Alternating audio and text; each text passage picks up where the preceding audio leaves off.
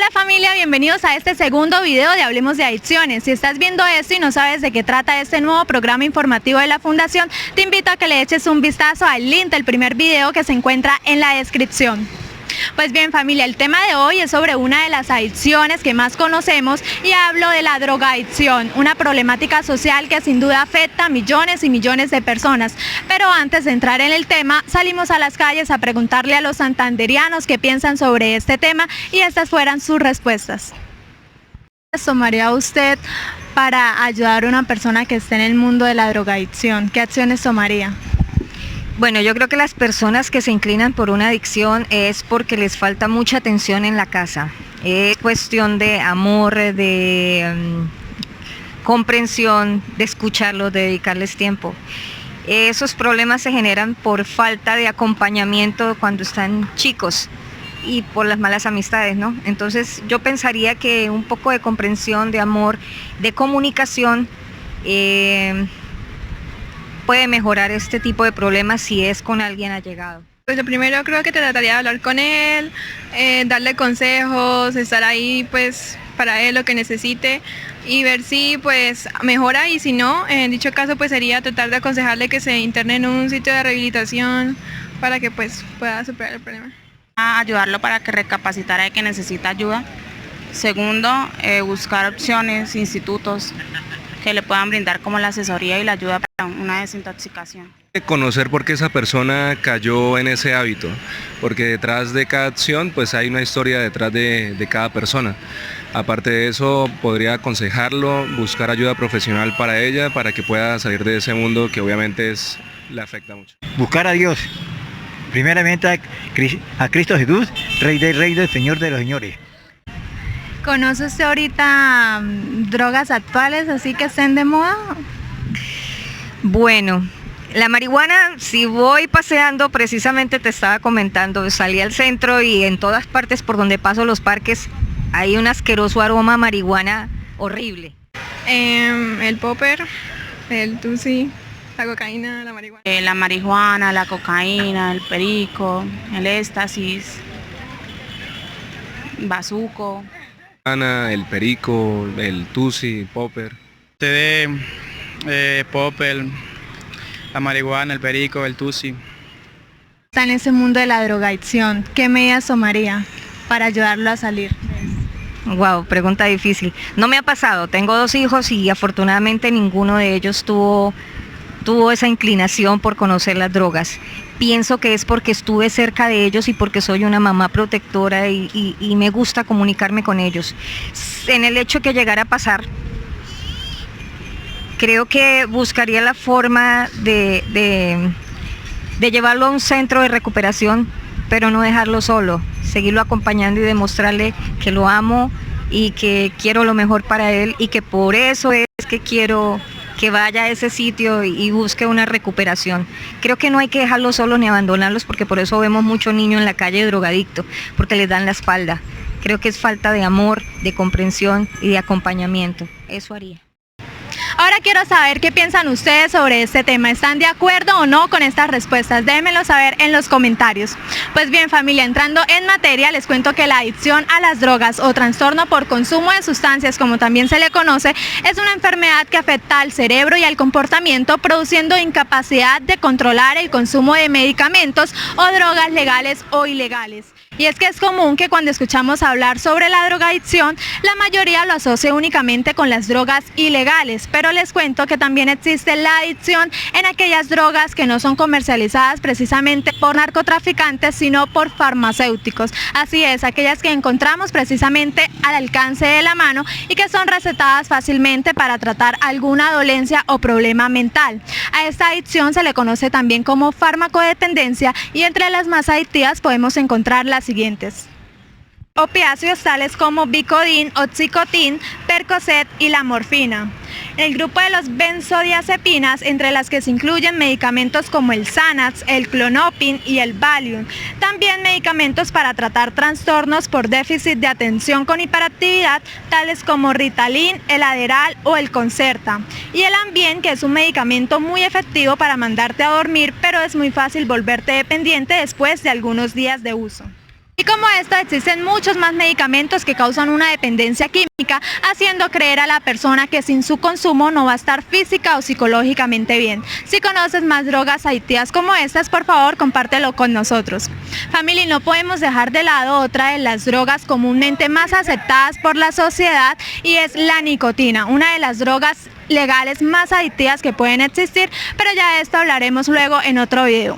Por ahora continuemos entonces con las drogas ilegales, aquellas que causan más preocupación y graves alteraciones en la mente. Y es que les cuento, familia, que el consumo de estas sustancias no afecta únicamente al consumidor, sino a su círculo social, ya que debido a la dependencia que se produce, consecuentemente genera cambios en la conducta como la agresividad física y verbal, que en el peor de los casos puede llegar a la privación de la libertad.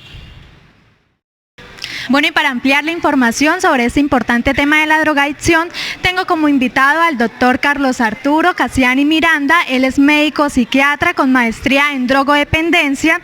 Además, es profesor de salud mental en programas de medicina de la Universidad de Santander.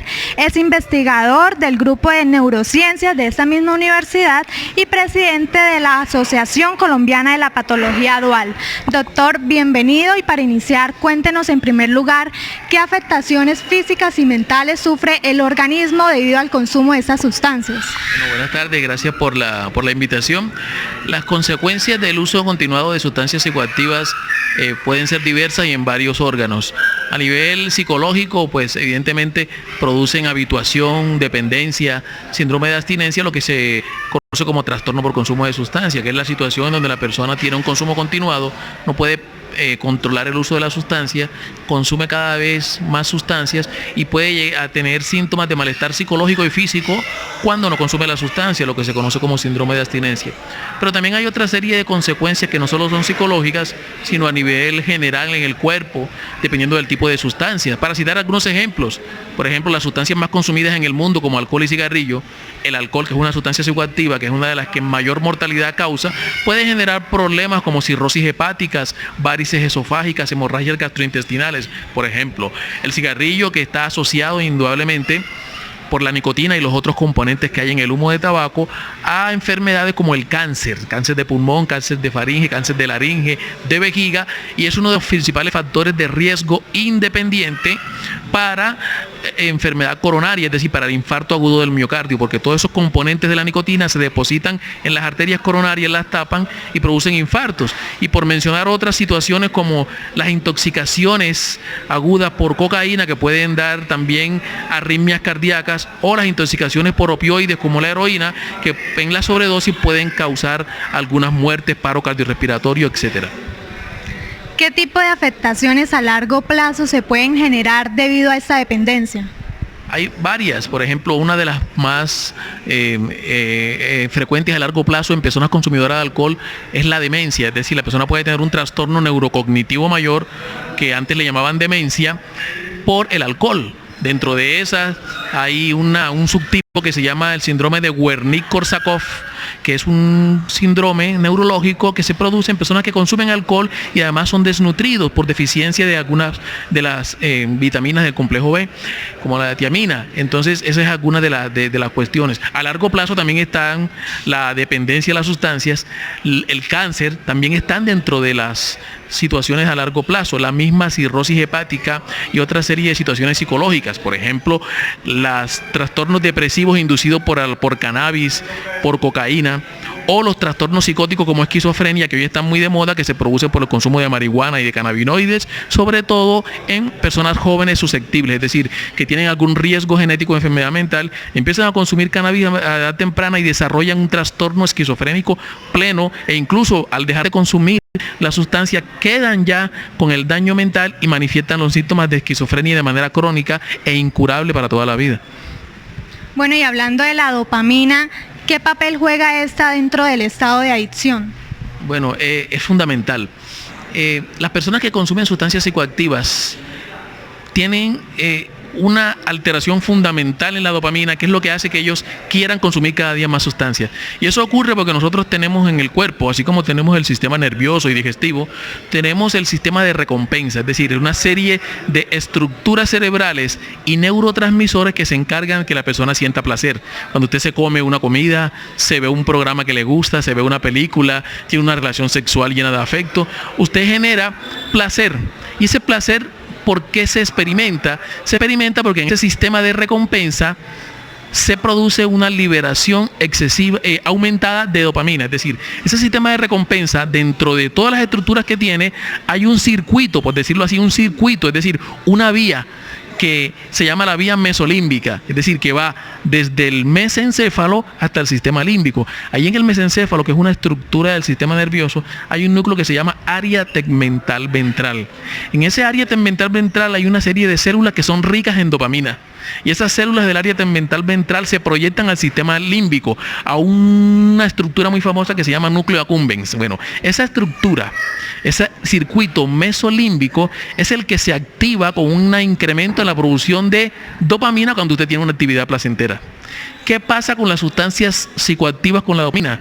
Las sustancias psicoactivas, llámese alcohol, cigarrillo, cocaína, marihuana, heroína, cualquiera que se ingiere, provoca una elevación suprafisiológica y sostenida de la dopamina. ¿Qué quiere decir suprafisiológica?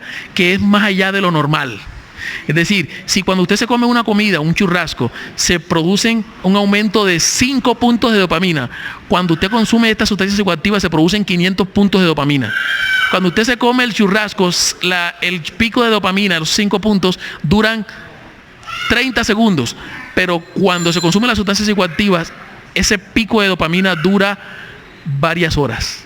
Y esa elevación de dopamina suprafisiológica y sostenida es la que inicia el proceso adictivo, es la que determina que una persona, una vez que haya probado, tenga el riesgo de convertirse en adicta. Bueno, ahora quisiera que habláramos un poco acerca de las recaídas, que pues por lo general es de los temas que más causan preocupación.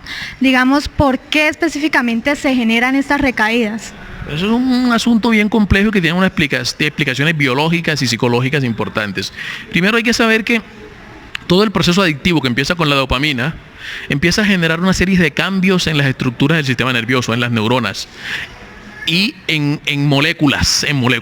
Y esos cambios que se producen en la neurobiología provocan una adaptación a largo plazo.